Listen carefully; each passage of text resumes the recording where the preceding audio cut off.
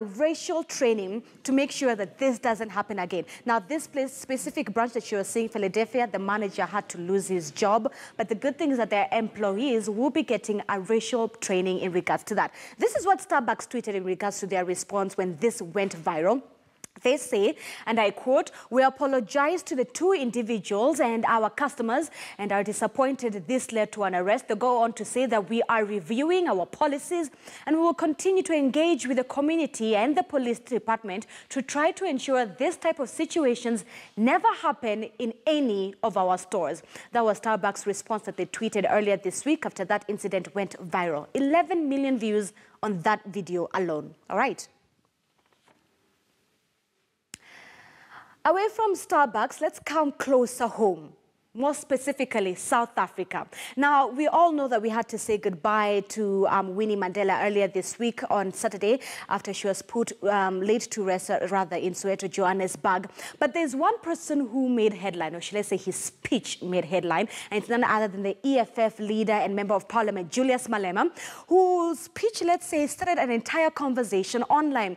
During his speech, let me tell you what he said, and I quote, "Mama, those who sold you out sold you to the regime are here. They are crying the loudest, more than all of us who cared for you. They show us a sign, rather, of how to deal with them." What Malema was doing during this specific time is that he was pointing fingers at those people back in the days who did not support Winnie Mandela's activism to fight apartheid. But now, all of a sudden, that she's passed away, they're here and they're crying the loudest. So this specific part of his speech went viral.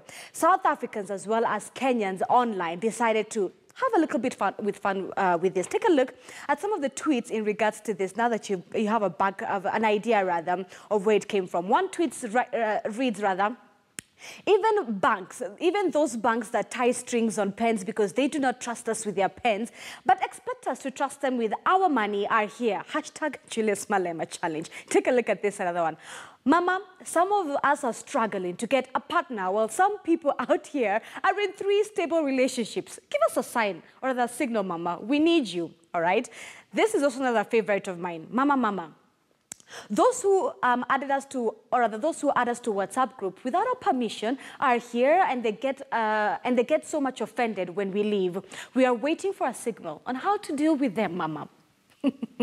This is also another funny one. "Mama, those who championed the deforestation in Mao are now crying the loudest. Those that said rainfall comes from the skies, not from the trees, today are purporting to love the forest. They are here, Mama. Give us a sign. Hashtag Julius Malema challenge." This is the last one. Take a look at this. "Mama, even the youth who voted on October 26th for this regime are here and whining more than us that jobs are going to the older people and the age limit is being extended to keep us oldies on the job. Give us a signal. Hashtag Julius Mama challenge." All right. So those are some of the viral or the stories that went viral this week on social media. What else caught your attention? Would love to know. So make sure you're tweeting us using the hashtag Youth Cafe. But apart from that, let me take you back to Brian Aseli, my co-host, who is all the way in Mombasa. Aseli? I'm telling you, Mama, give us a sign. These guys who usually go out, the ladies were actually complaining about it. "Mama, these people who are usually waiting to buy Wakanda videos for only 50 shillings, they don't want to take us out for the IMAX film. Mama, show us a sign."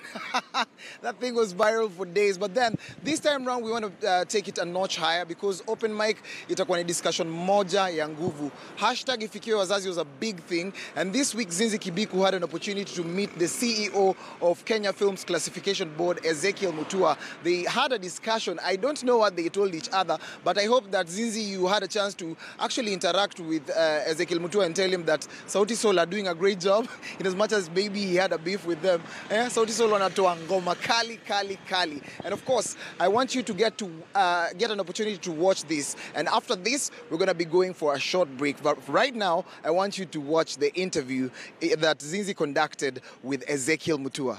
Cheki mbulu yako sahi, uniambie kama hiyo interview imeweza ama haijaweza. Good to be here. Yeah. So first thing is first. This Ifikie Wazazi. Yes. When you first saw it, or when you first saw it on your timeline, what were your first thoughts and feelings towards it? It wasn't surprising to me. We've been with it.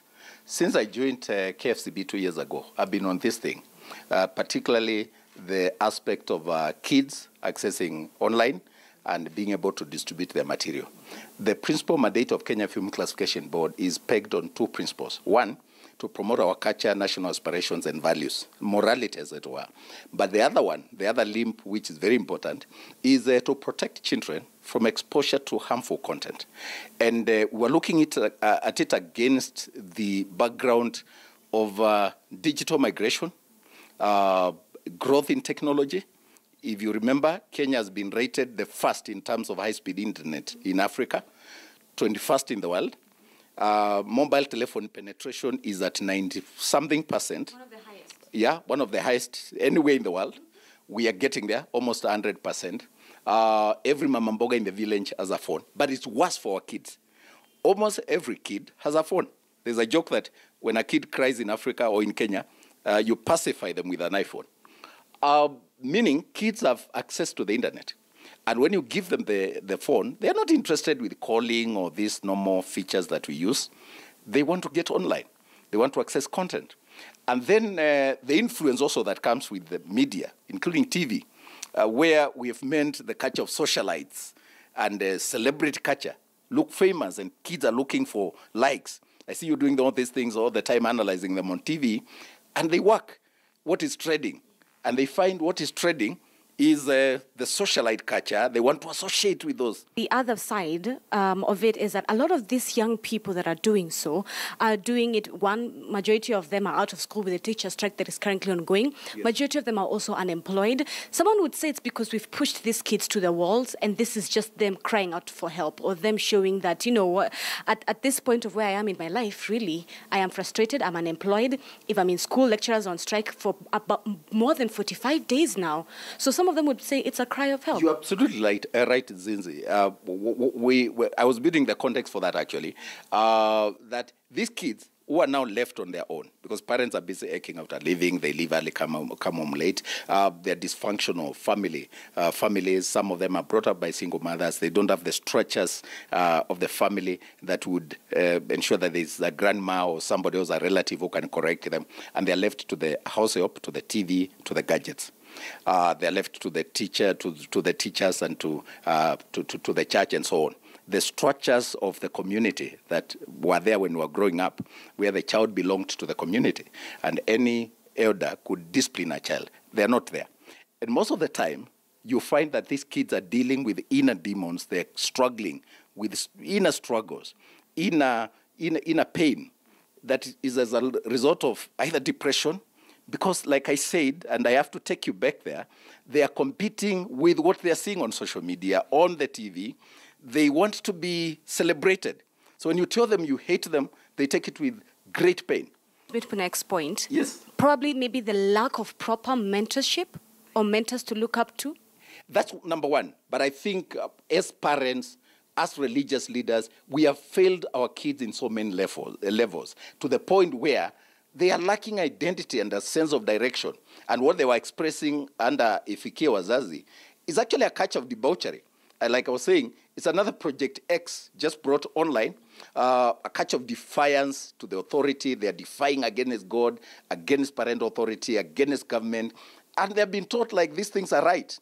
And then the other challenge is because of what they watch on TV and online, we have brought up a microwave generation that wants it here and now. Mm-hmm. Instant gratification. They can't wait. We have taught them that there are quick fixes to life. Right. So the way we struggle, you have a challenge and you have to find and think hard and long. They don't have that time. There are consequences. Like I was telling you in Zinzi, these kids will grow up. They will look for employment. And they will find a CEO like me seated here. And now, and I've advertised jobs, even right now we are recruiting, I look for those guys in social media. I say, bring me all the data. And I Google Zizi Kibiko. I Google you. Also, I see the kind of photos you post. Yeah. I look at them. I will see all that, and it gives me an opinion. It's true. It wasn't so long ago until the professional photographers were allowed within CBD area to do their shooting professionally without being harassed. Yes. But now this Ifikie Wazazi could jeopardize what puts food on their table. And the professional photographers who do legitimate work, what is the way forward for them? Are you working with PAC, the Photographers Association of Kenya, to somehow also protect them and show them that, because at the end of the day, we do want people to take pictures of our beautiful CBD, but we also want to protect the young ones. Yeah. So how do we do that? So I hear you. In 2015, I was the Secretary of Information, and I was working with Dr. Matiang when he was the CS for Information then.